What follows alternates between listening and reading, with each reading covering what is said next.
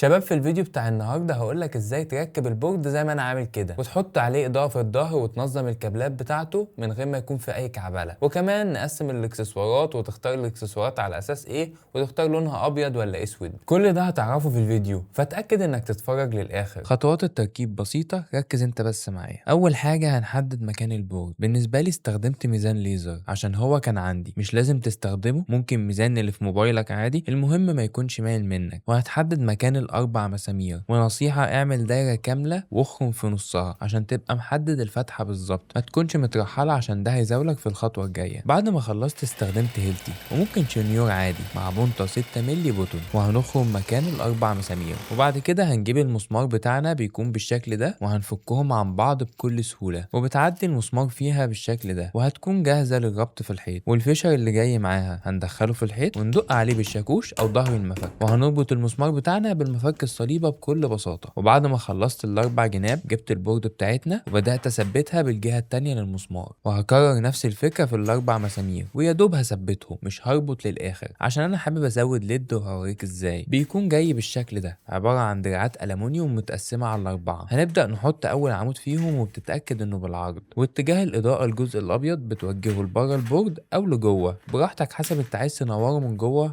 ولا بره. وهتاخد بالك اني بربط عليه بعد ما بثبت عمودين الليد اللي في نفس الكورنر. وبرده في ميزه تانية، الليد ده بيخلي البورد مفرود، اي انحناء بيختفي لانه بيكون عباره عن دعامه في الاربع اتجاهات، والحوار ده جامد الصراحه.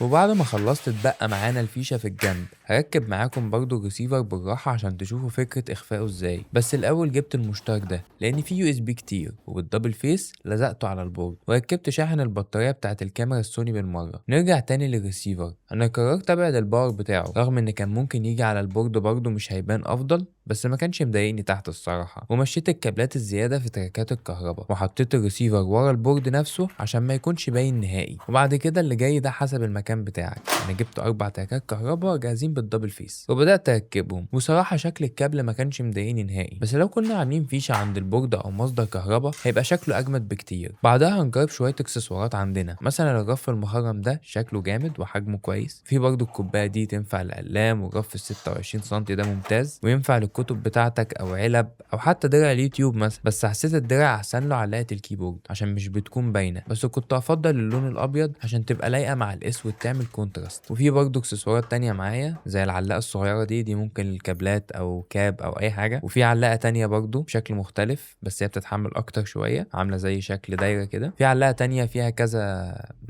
قطعة كده، ممكن مثلا كذا كابل شحن، مفاتيح، الحاجات دي كلها تنفع معاك في القطعة دي. وفي العلاقتين دول برضو، دول علقات الكتاب، ممكن تحط عليهم كتاب، بتستحمل كتاب واحد بس بتشتري منهم 2. وفي القطعة دي ممكن معاك بقى ايه، دراع بلاي ستيشن او اكس بوكس، هي مخصصة لدراع الاكس بوكس، بتحط دراع فوق ودراع تحت فبيبقى شكلها جامد برضو. ممكن تحط علبة عليها، ممكن تحط اي حاجة، تعلق شنطة. وكل الاكسسوارات كذلك يعني، بس مش هتحمل عليها قوي يعني. لو هتحط شنطة تحط شنطة بسيطة فاضية، انما لو هتحط شنطة فيها كتب مثلا وزنها 5 كيلو كده لا، مش هيتحمل معاك. العلاقة مش هتحمل، البورد يتحمل بس العلاقه نفسها مش هتتحمل معاك. وطبعا مش محتاج اقول لك يعني كل الاكسسوارات دي نفس المقاس بتاع اكسسوار ايكيا، فلو انت مثلا جايب البورد من ايكيا فتقدر تركب الاكسسوارات بتاعتنا على بورد ايكيا. طب لو انت مثلا عندك الاكسسوارات بتاعت ايكيا لانها معدن مثلا وانت حابب المعدن وعايز تركبها على البورد بتاعنا، برضو مفيش مشكله، كل اكسسوارات ايكيا بتركب على البورد بتاعنا، والبورد بتاعنا بيركب على اكسسوارات ايكيا، وكل حاجه ايه سينكد مع بعض كده، بحيث ان انت ايه لو عندك حاجات من ايكيا ما تتلخبطش. وبرضو على غير رف ال 26 عندنا رفوف مقاسات تانية، في رف مقاس 12 وفي رف مقاس 20 سم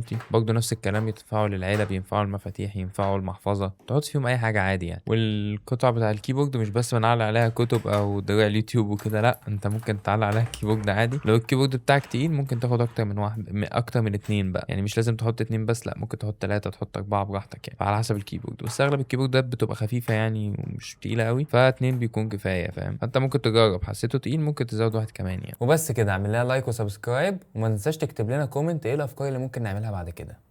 سلام.